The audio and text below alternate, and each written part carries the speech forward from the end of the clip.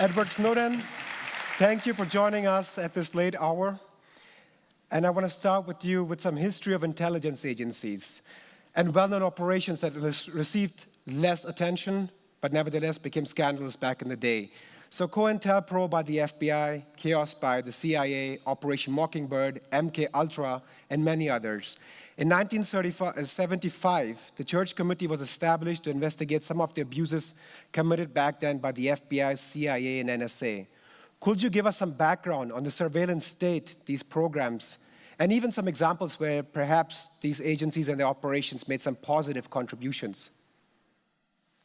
Yeah, sure. So the main thing that we're looking at when we look back at the Church Committee, which is an event in, again, the 1970s, as you mentioned, that was actually born out of an act of extremely radical lawbreaking. People forget this because the Church Committee has a very strong reputation in the United States as being this congressional committee that actually lifted up the veil of secrecy off of the CIA, off of the FBI, and looked for the first time in a very substantive and actually adversarial way into what they were doing and went, is this lawful? Is this constitutional? And even if it's both, is it right? And unfortunately, they found that many of those things weren't the case. Now, why I say this was born out of an radical act of lawbreaking that many people forget is that we had the media Pennsylvania burglaries in the United States in 1974, I believe, which many people have never heard of. Even Americans have never heard of this. And this was where a group of citizens who saw things happening in the country, they saw the president was acting in ways that they considered to be contrary to the national interest, perpetuating wars that were costing American lives, supporting a draft that was robbing people of their future, for conflicts that we, in these individuals' belief, never should have been involved in. And so they formed a group called the Citizens Committee to Investigate the FBI. And do you know what they did? They broke into the FBI's office. They literally cased an FBI field office, waited until a holiday period when the FBI agents were out of the office. Everybody was watching, a big boxing event. So nobody was going to be there at work. And when this happened, they literally broke the lock, went in, broke open all the safes, stole all the documents, took them to a barn, and sorted them out, started mailing them to newspapers. Many newspapers sat on them, refused to publish them.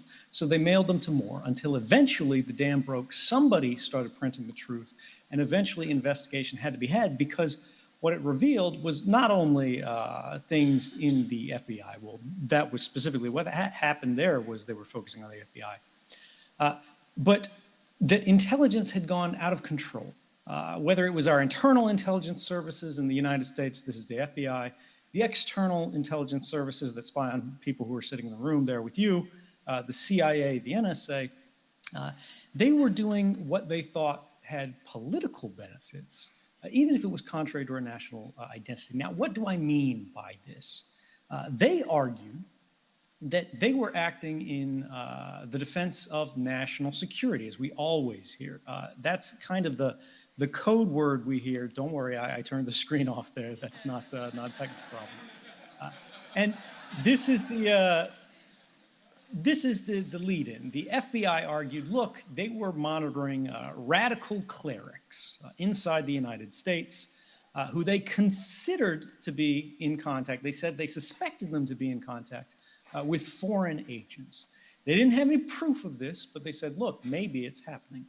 The Attorney General saw this case and said, all right, we want to do this. I'll sign off on it personally. I'll put my reputation at risk. Such is the danger that this individual presents. Even though they're an American citizen, they authorized placing this individual on a watch list in the event that there was some kind of national emergency, some kind of protest movement that really started to, shall they say, destabilize the government.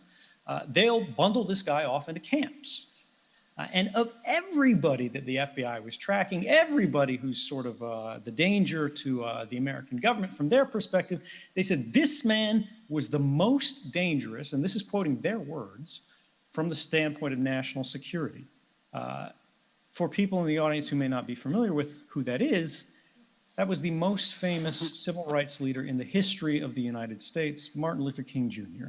a civil rights advocate who sought to establish recognition of racial equality in the United States.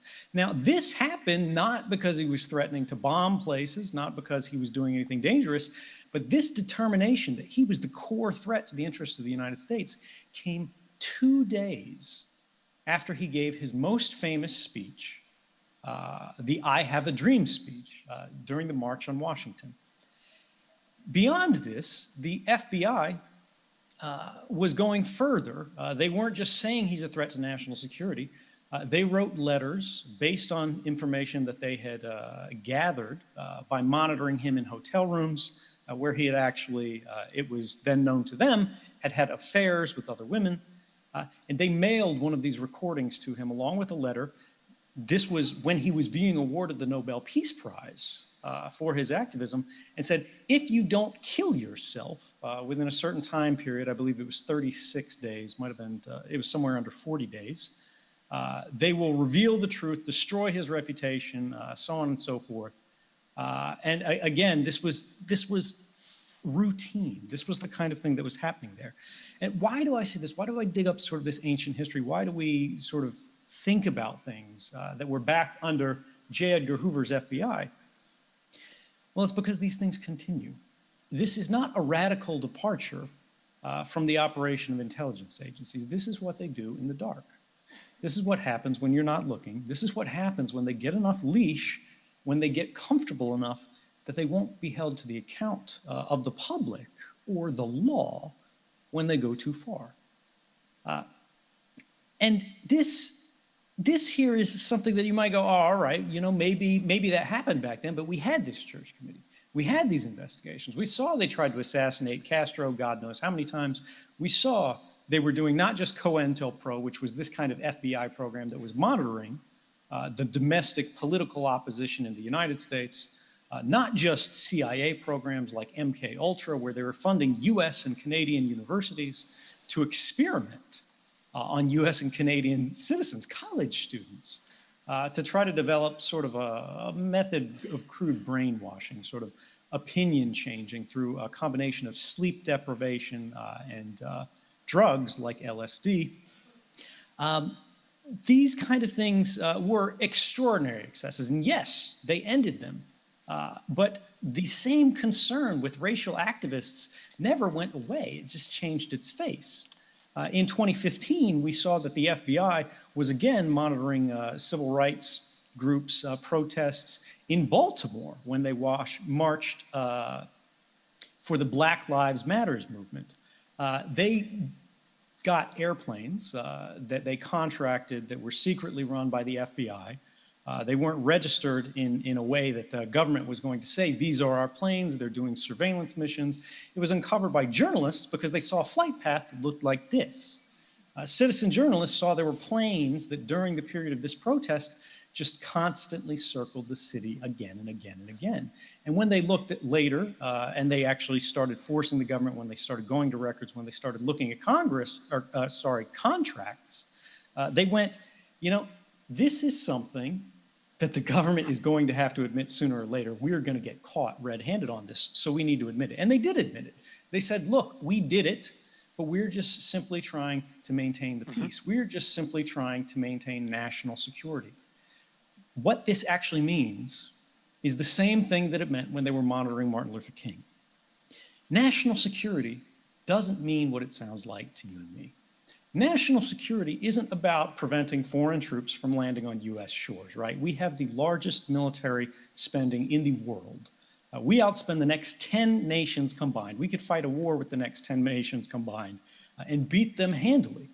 We are an extraordinarily advanced nuclear nation. Our national security is not in question, particularly from political movements. But national security, from the perspective of an intelligence officer, whether there's CIA, the NSA, or the FBI, means stability of the current political system. Now, I don't mean democracy here, right? I don't mean that people are voting. I mean the parties that are in power, the personalities that are in power, cannot be threatened in a way that could sort of radically provoke snap elections, new changes, changes in procedures, policies that agencies would shut down. The government would be really restructured in new ways. That's what they mean by national security, and that's something that I think is not very well understood. So to continue the discussion,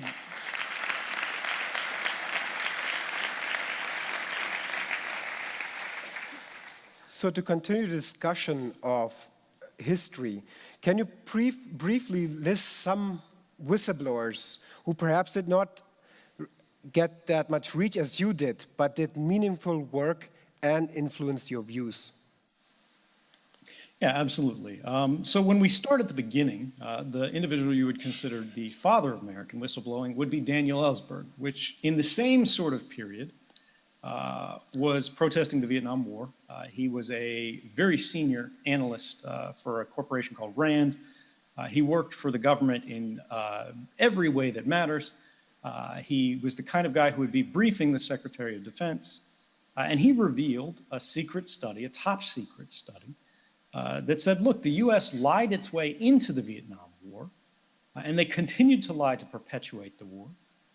They had basically thrown the monkey wrench in every peace deal intentionally because they were worried about the political consequences of it. And this was despite the fact that it was a war they can't win. But let's fast forward and leave sort of what we would consider the ancient history of whistleblowing and get into more modern things, right? The post 9/11 era. And it took this long because the Church Committee, which was, again, extremely adversarial to the intelligence agencies, it was not their friend, it was not their defender, it was not their cheerleader. Those held for about 2 or 3 decades. But then we got the September 11th attacks, and this intelligence community complex, right, all the spy agencies that had felt very sore for these 20 years, 20 plus years, had created a secret wish list of all of the changes to law that they would have wanted if they could have passed them, but they knew that they never would have passed with popular support in the United States because they violated the Fourth Amendment of our Constitution, which is the prohibition against not just the unreasonable searching of your home, your electronic communications, where people are listening to your phone calls, where they're breaking into your house, placing cameras, but the seizing of your personal things or your communications in the first place. You couldn't just pull things off the line without a warrant from a court. Well, this was sort of a secret plan that was sitting with the Department of Justice, had been negotiated with the intelligence agencies. When September 11th happened, it came off the shelf. They called it the Patriot Act. And in that moment of national crisis where everybody had been terrorized quite successfully by an extraordinary attack. And in this moment of vulnerability, these agencies exploited that moment of national trauma to pass this. There was almost no dissent. There was, I think, a single dissenting vote in the House from an extraordinarily brave woman. But these things swept into power overnight. But there were individuals who were working in these agencies who saw this happening from the other side. And although the government publicly at the time were saying, look, this isn't going to affect Americans, it's not going to affect your rights, it's not going to affect our allies, this is only about Al-Qaeda, this is only about terrorists, this is only about bad people, faraway people, the enemy, don't worry about it. There's nothing to fear. Individuals like Thomas Drake, Bill Binney, Kirk Wiebe, Ed Loomis, these individuals were sitting at the NSA and they went, well, if this is the case, why are we ordering huge amounts of electronic equipment and putting them inside the United States at telecommunications providers that aren't monitoring foreign communications, they're monitoring wholly domestic communications. And they went through proper channels. They went to the NSA's Inspector General. This is sort of an internal watchdog, right? It's supposed to be a relic of this 1978 era reform of the Church Committee that says, look, when there's problems in classified areas, you go to this watchdog in the government, you tell them what's going on, and they'll fix it. They'll investigate. They'll find, are these activities unlawful? Are they unconstitutional? Are they contrary to the values of the nation? Are they waste, fraud, or abuse of the government's authorities? And when they did this, when they went internally, this one individual, particularly Thomas Drake, is the one the government came after the hardest. The NSA's number 2 lawyer, they've got about 100 lawyers. This guy was the number 2. He talked to Thomas Drake personally. Thomas Drake said, look, I understand the mission. I understand we're in a moment of national crisis, but what you're doing is a violation of the Constitution, a fact which, by the way, was not affirmed by the courts in a meaningful way until more than 10 years later, past 2013. But the program was eventually amended because of the kind of things that he brought forward. In 2006, there were some amendments to the program as well.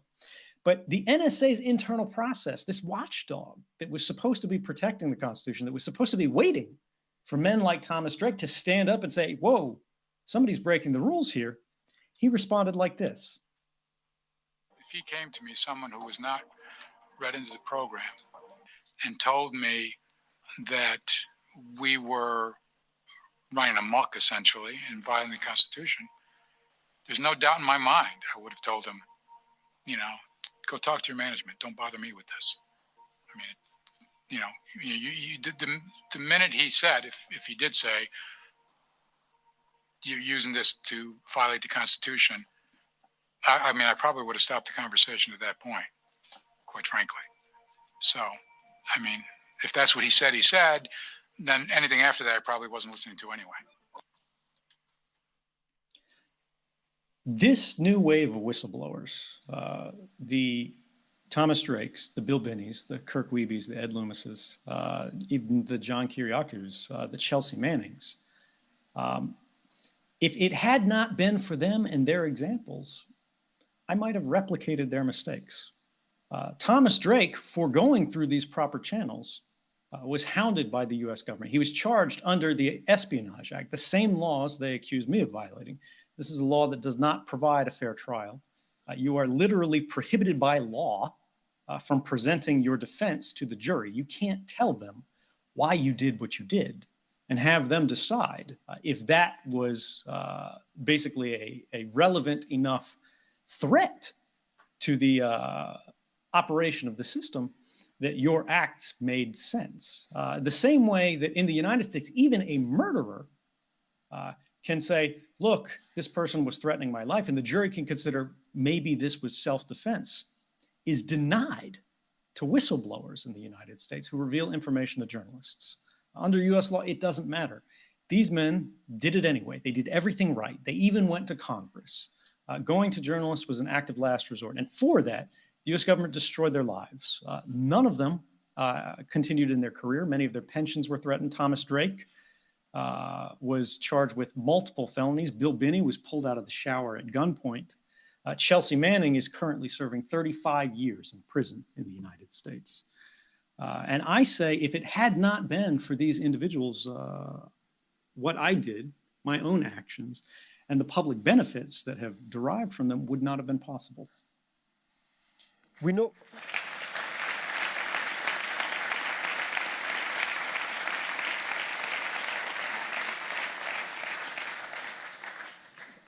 from the leaks that the NSA has a global surveillance program and is collecting massive amounts of private data. But I would like to touch on details that specifically relate to Germany. Can you talk about these leaks and how do they affect the public here? Yeah, so I won't get into specific programs that haven't been described by journalists before, because I make sure the people who are doing the documents get a chance to check my biases. If I'm sort of speaking from the hip, there's a chance that I say something wrong, I make the wrong political calculus, and even though there's no guarantee of harm or even likelihood of harm, I have tried to act in absolutely the most responsible way, an overly responsible way, to establish that the government will respond the same, the government will retaliate the same, regardless of how careful the whistleblower is.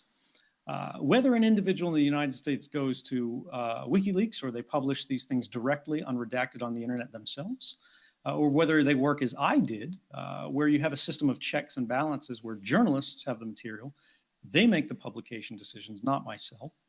And then they even give the government a chance in advance of publication to review the stories and go, hey, maybe you guys don't understand the details here.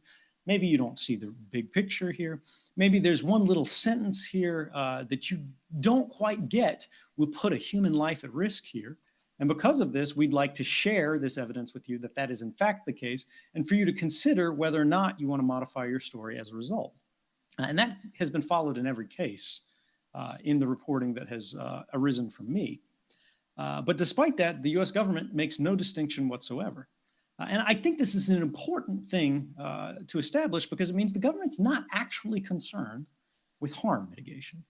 They're not actually concerned with saving lives, with protecting programs, or ensuring that human sources or the efficacy of our security apparatus continues unimpeded. What they're looking for are easy arguments, things that sound persuasive at first glance, like saying, oh, this is going to endanger sources and methods. Oh, these journalists have blood on their hands. But when you look at cases, for example, the case of Chelsea Manning, again, she went to trial. The US government was able to present their best evidence. They had control. It was a military court. They could hold secret proceedings for sections if they wanted to present classified information. And despite all of this, the government was asked by the judge to present evidence of any harm that came as a result. And again, remember in the case of Chelsea Manning, these were things that were presented on WikiLeaks. They eventually made their way to the public in completely unredacted form. And these were classified documents, I think roughly 750,000, both military records and diplomatic records. And in court, in front of the judge, the US government said, we can't demonstrate that anyone has been hurt, that anyone has died, and we aren't even going to try, because from our perspective, it doesn't matter.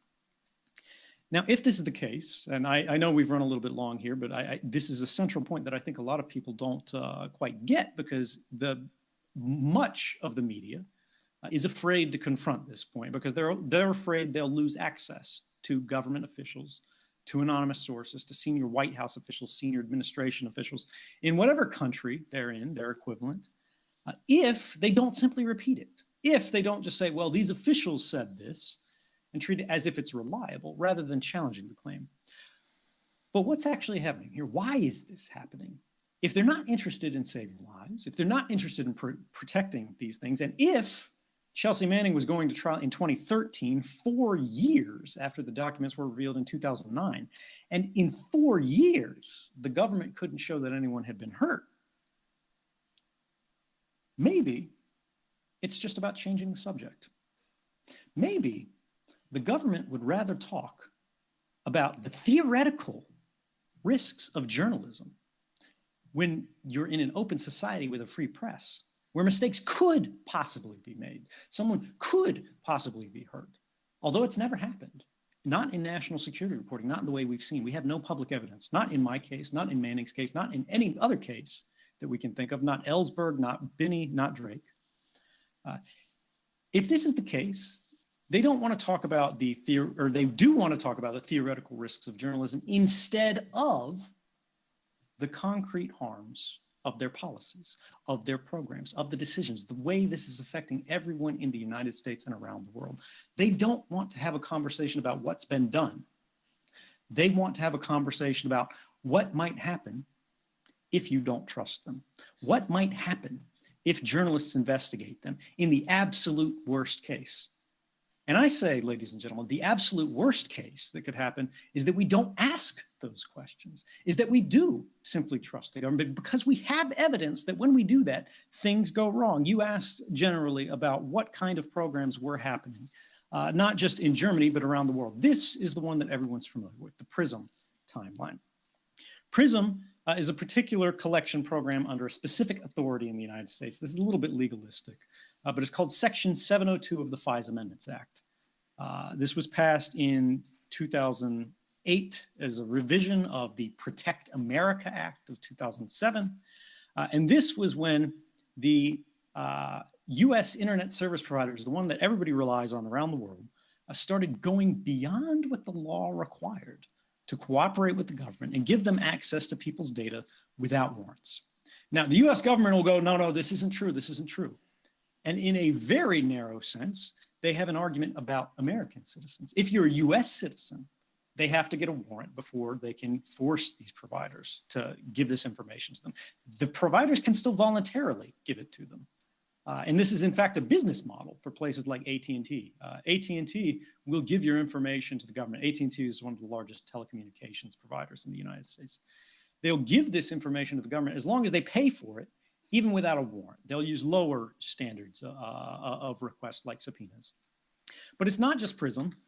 There's also what's called the upstream collection program. Now, this happens both under that same authority, Section 702 of the FISA Amendments Act, that's the FAA 702 at the top. This is the transatlantic internet cables and the ones that are happening under the ground. This was happening not only in the United States at every sort of border exchange point, every major internet exchange point in the United States, but happening in Germany through the BND. They have their own code names for it, and they were kind of trading communications with the NSA of German communications as if they were baseball cards. We saw programs that were being used to analyze these, right? Which were not what you would expect. This wasn't about thwarting plots from Osama bin Laden, but rather the NSA's own documents. This is a top secret classified report that's being reported on here.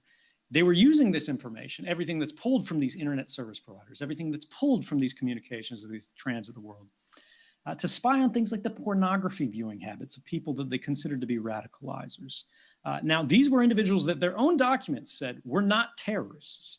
They were not known to be associated with violence. They were not promoting violence, but they were considered to be people who had persuasive arguments about why a more radical version of Islam would be more attractive. And so they wanted to stop it by going, this is a conservative religion.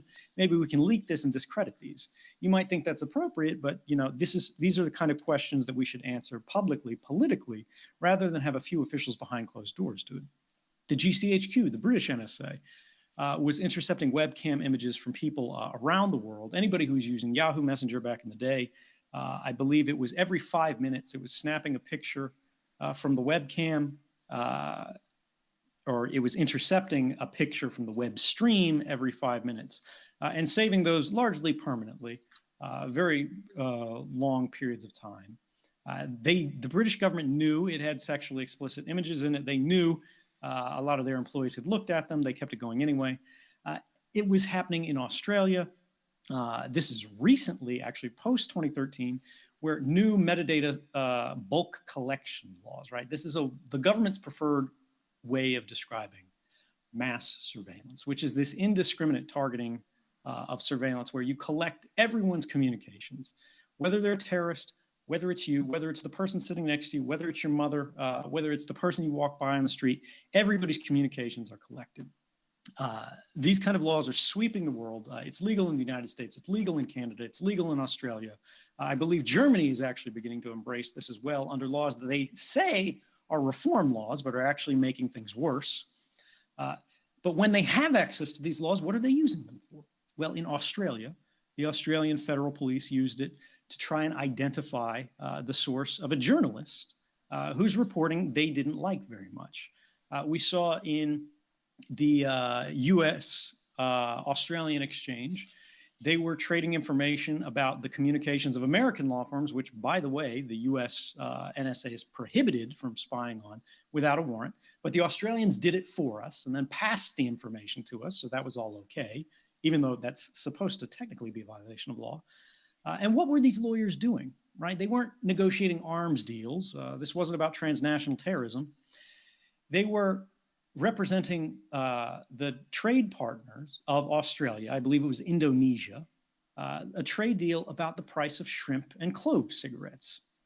We saw the British were hacking the Belgian telecommunications provider, even though they had legal ways to get at that information simply by asking the Belgians for support.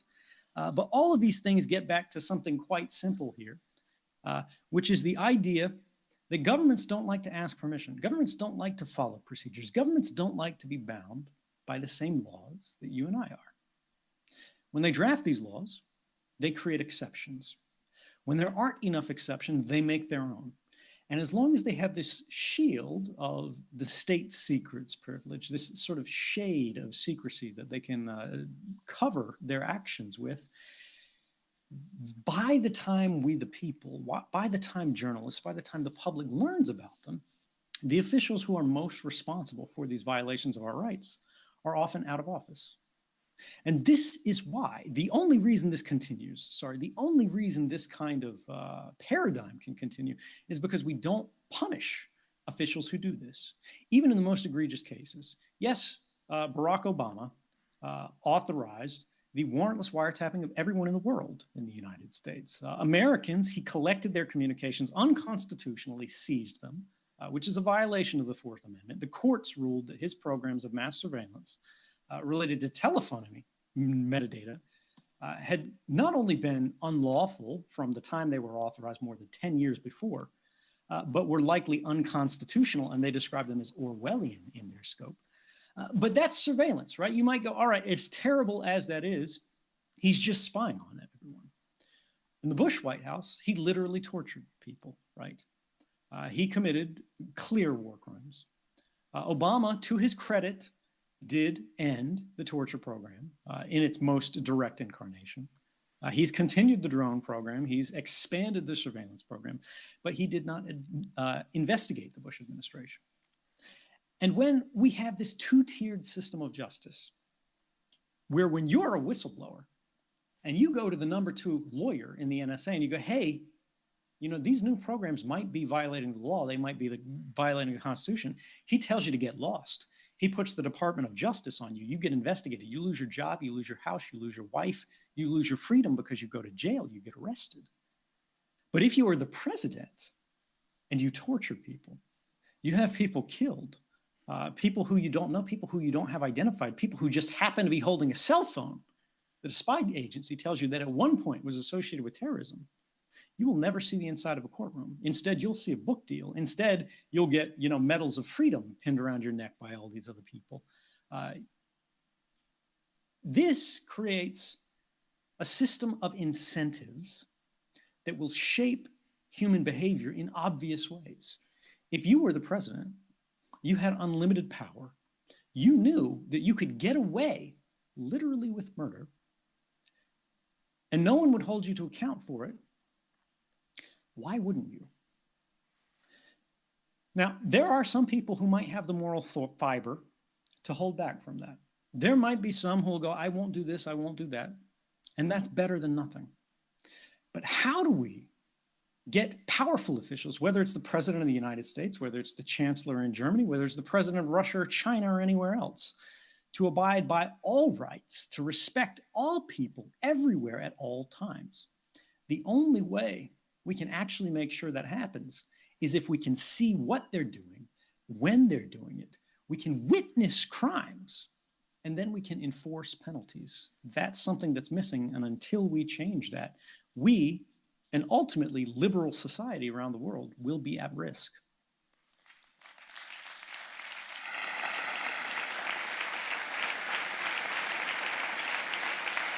So, Edward, I'd like to run one last question from us and then some public, so forgive us if we take a few more minutes of your time.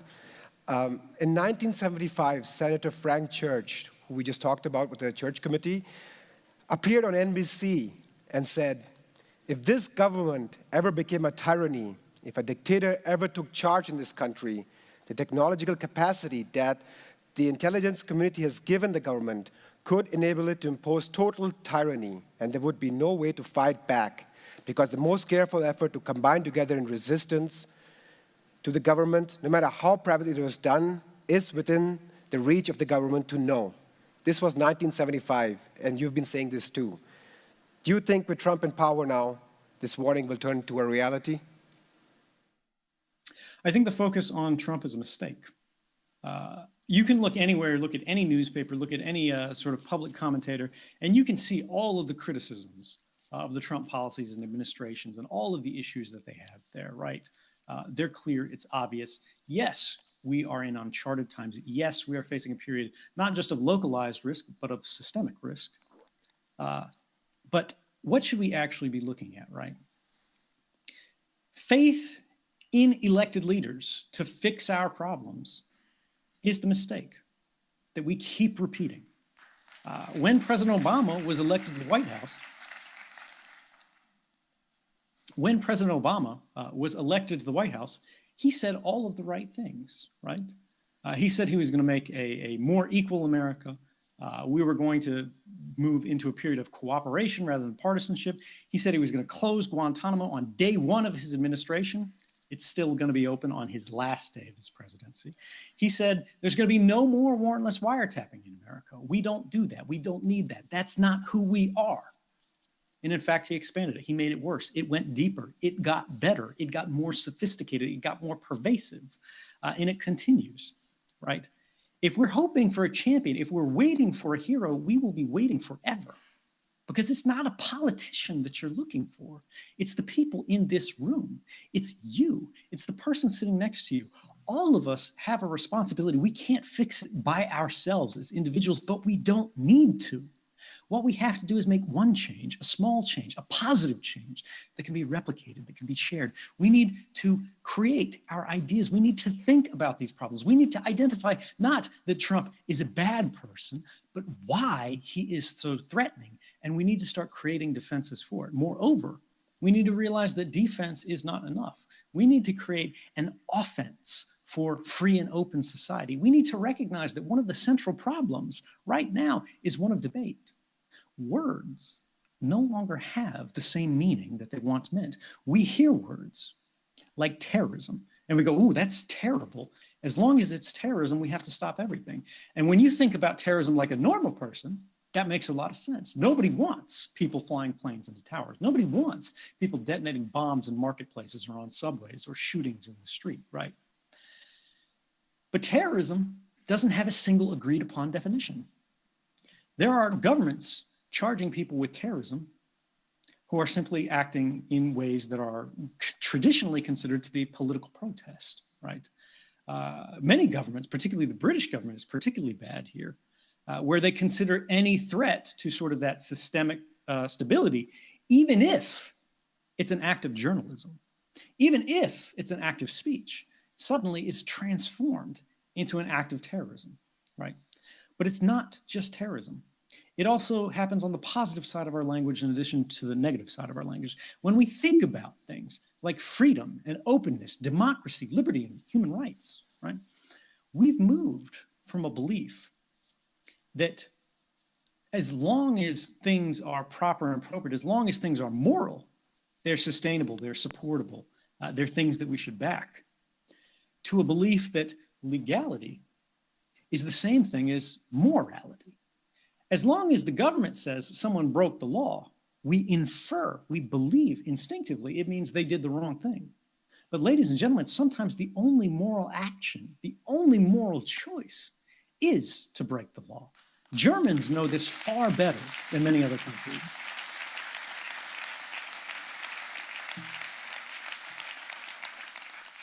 But it's not a uniquely German problem. In the United States, whether we're talking about the abolition of slavery, the prohibition of alcohol, whether we're talking about the enfranchisement of women, allowing them to vote, all of these activities were considered to be threats to stability of the days. These were things that terrorized institutions and government officials. These made these individuals uncomfortable. It made them feel vulnerable. It made them feel threatened. And you know what? That was exactly the right choice. When people are progressing the boundaries, when they're expanding the borders of human rights, right? That always begins as a riot against orthodoxy. Whether it happens in the street, whether it happens in the newspaper, whether it happens in writing, whether it happens on the TV, it is a contest against the status quo. You have to remember that all of these injustices that happened all throughout history, the worst things that you can imagine, whether it's in your domestic history or international history, were legal at the time. Abuses of human rights are always legal in the national context when the government wants to do those kind of things, at least for the period of operation. It may be years later that it's condemned. It may be years later that it's disowned. It may be years later that someone sees the inside of the courtroom. But power is its own law. And we have to think about, how do we remediate that? How do we make things a little bit better there? And this is a difficult question. I can't claim that I have the answer, but I think one of the things that we start forgetting about is to recirculate basic principles, basic ideas that everybody needs to share if we're really going to live in a free society, if we're really going to live in a free world. And that's that human rights belong to everyone.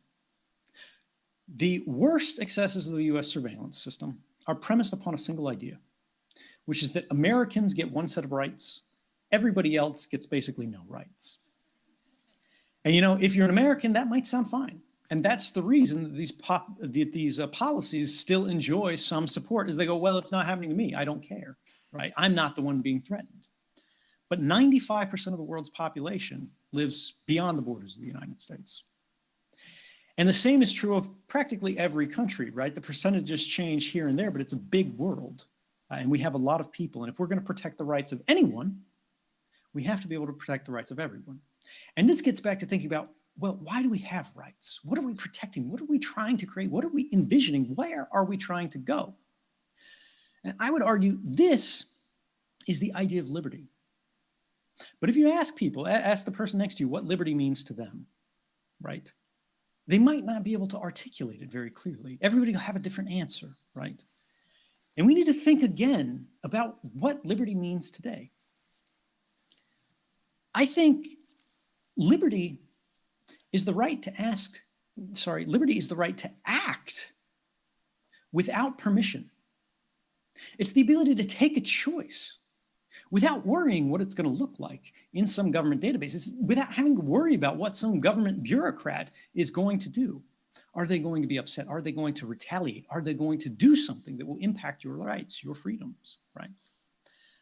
Liberty is being able to live day to day, moment to moment, in an instant, from your own head, from your own self, from your own community, thinking about your family, rather than thinking about structures that owe you no loyalty, that see you as more of a potential threat than a potential ally, right? And this is something that really isn't a solution, right? But it is a beginning. If we can agree that in a free country, in an open society, the number of times people have to ask permission to do things, the times people have to register to do things, the times that people have to worry that government officials are going to be trawling through their web history. They're going to be looking at the records of who was in this room right now, because I hate to tell you, ladies and gentlemen, if you have a cell phone on you right now, you've left a permanent record of being at this talk. Not that it's going to get you thrown in jail, but that it's discoverable.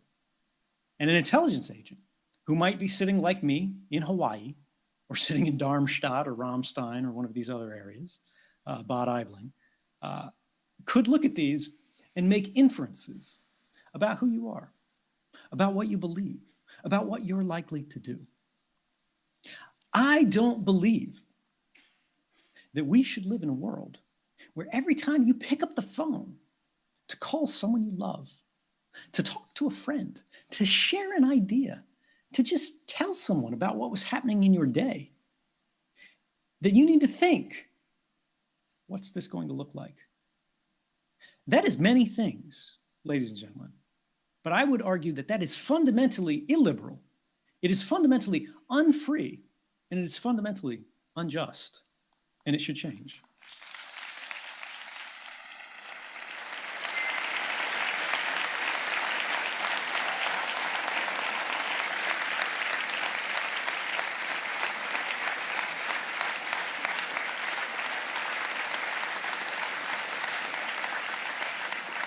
Ursula from Karlsruhe, how does a normal day for you look like? I do talks in Munich. No, but seriously, one of the most extraordinary things about my life past 2013 is that I ended up in exile, right? My government did absolutely everything it could to make sure that I wouldn't be heard. They canceled my passport when I was flying to Latin America, which would be considered to be a fairly neutral region of the world, when they knew I was transiting through Russia. We don't know why, right? The government won't actually reveal their decision-making at the time here. But no one had informed me my passport had been canceled by the time I left. The government of Hong Kong has said that the US government might have been in the process, but they hadn't actually officially canceled it so far as they were concerned. But by the time I landed in Russia, I could no longer travel. And when I was trapped in the Russian airport, I couldn't leave, right? I didn't say, hey, let's go into Russia, this is good enough. I applied for asylum in 21 different countries around the world, one of which was Germany, right? Others were France, places like Norway. All of them found reasons not to respond or to say no, except those countries, those neutral countries in Latin America. When it was heard that maybe the Bolivian president, Evo Morales, during a trade summit in Russia, might secretly take me back to Bolivia to enjoy asylum there, which, by the way, the United States itself recognizes what they consider to be a fundamental human right to seek and enjoy asylum. This is in the Universal Declaration of Human Rights, the International Covenant on Civil and Political Rights, and many other international agreements, which in the US systems of law are actually superior to statutory obligations, superior to, for example, the Espionage Act. They're on a higher tier of law, with the Constitution considered the supreme law of the land, because the Constitution has provisions in it about the treatment of treaties. But despite this, when they thought I might be in a presidential plane that has diplomatic immunity that can't be interfered with, crossing Europe to go to Latin America, 4 European countries closed their airspace to block Evo Morales from traveling back home, just on the mere rumor that I was on board. And this meant I couldn't travel. I still can't travel because they were afraid of what I might say. They were afraid of what people might think if they heard other opinions, other viewpoints, right? Now, this is a long way of saying that, yeah, now I live in exile. And, you would think it would be really difficult. And there are costs. I'm not home. I'm away for the holidays. It's difficult to see my family. And of course, there's a lot that anybody misses about being at home, even speaking their own language on the street, right? Russia's a very different society. But while I put my head down at night on a pillow in Russia, I wake up and I speak every day around the world. I'm part of a different conversation, a global conversation that today, thanks to technology, can no longer be stopped. And this, for me, is a source of hope. Because for the longest period, governments loved exile. It was their favored tool, right, for countering revolutionaries and radicals. Because if they executed people, right, it would lose them favorability. People would think the government was too harsh. But if they simply forced people out, kept them outside the borders, wouldn't allow them to enter freely on penalty of imprisonment or death, they could stop the conversation. And for them, that was the most important part. But those old bad tools of political repression are beginning to fail. And not just for the United States, ladies and gentlemen, because the United States is not, contrary to what may be popular in some radical sources or circles, the biggest, dangerous, most bullying threat to human rights in the world. There are other countries that are even worse, countries that are more intrusive. We have new surveillance laws being passed in Russia that are incredibly extreme. Russians call it the Big Brother law. And if Russians are calling it the Big Brother law, you got to watch out. The United Kingdom passed the most extreme surveillance measure in the history of the Western world in a free and open society that was backed by their now prime minister, called the Investigatory Powers Bill, right? Doesn't sound particularly threatening, doesn't sound particularly dangerous, but it encoded and enshrined in law the mass surveillance regime, the kind of bulk collection that we were discussing before. All kinds of different government agencies in the UK can now trade around people's web histories, not just the intelligence services, not just MI5, not just MI6, not people you would think like James Bond types, and not just police, but places like tax agencies, places like health administrations, like local bureaucracies, simple government agencies that should never have access to this type of information now can, because it's being collected and it's being protected and it's considered the proper action of government. We see in countries like China They're passing new surveillance legislation under the same guise of anti-terrorism legislation that the United States has used, sort of political cover for curtailing rights. And when they were challenged on it, Chinese officials said, "Why are you bothering us? We're doing the same thing the United States did." And the sad thing here is that they have a point. This should never be the state of the world, right? The reason we were so successful coming through the Cold War, the reason the Berlin Wall falling down was such an extraordinary accomplishment, not just for people in Germany, but people throughout Eastern Europe and beyond, was we had a clash of cultural values where there were governments on one side that said, we will stop at nothing, particularly in terms of domestic surveillance and things like that. Organizations such as the Stasi, which would be running extraordinarily huge informant networks throughout communities and things like that. And on the other side, we had governments that would accept some restraints and would say this was actually a distinguisher. This was what made them good. This was made them just. This was how you could see that their example was worth emulating, because they could foreclose upon these methods, at least to some extent. We know it's not true in all cases because of what we just described earlier with Martin Luther King Jr. But largely, in the most aggressive sense, they could say, we don't need these powers.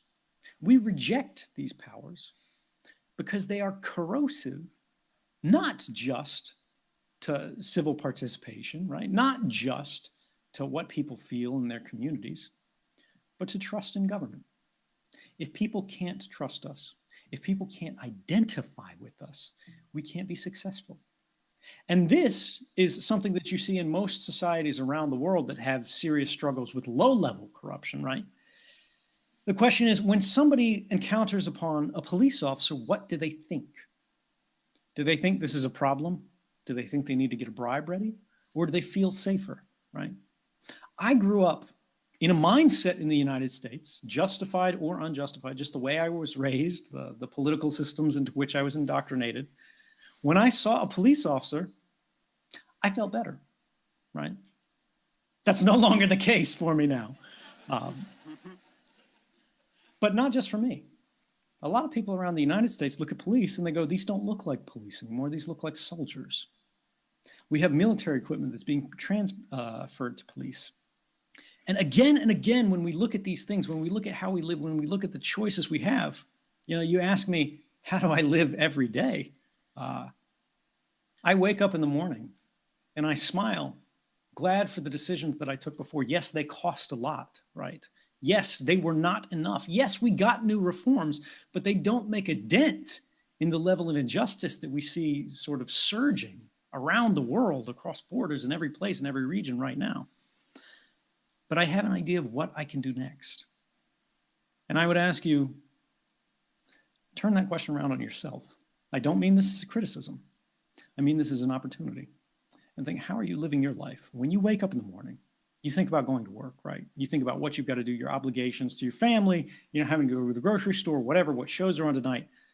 This is normal human life. Nobody looks down on you for this. Nobody should look down on you for this. But think about the opportunities that you have, right? Because there are no heroes. Nobody's going to save you, right? There are only heroic actions. There are only heroic choices. There are only people who moment by moment see bad things and recognize, maybe I can do something. Maybe I can't fix everything, but maybe I can make progress. Maybe I can make things better. Maybe I am the one that I'm waiting for. And as soon as you start thinking like that, you'll realize that you are.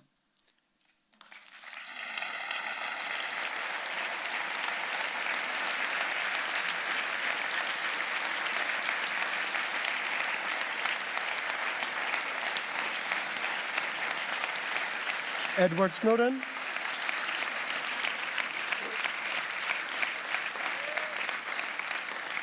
Edward Snowden, human rights advocate, activist, and whistleblower, thank you so much for joining us today.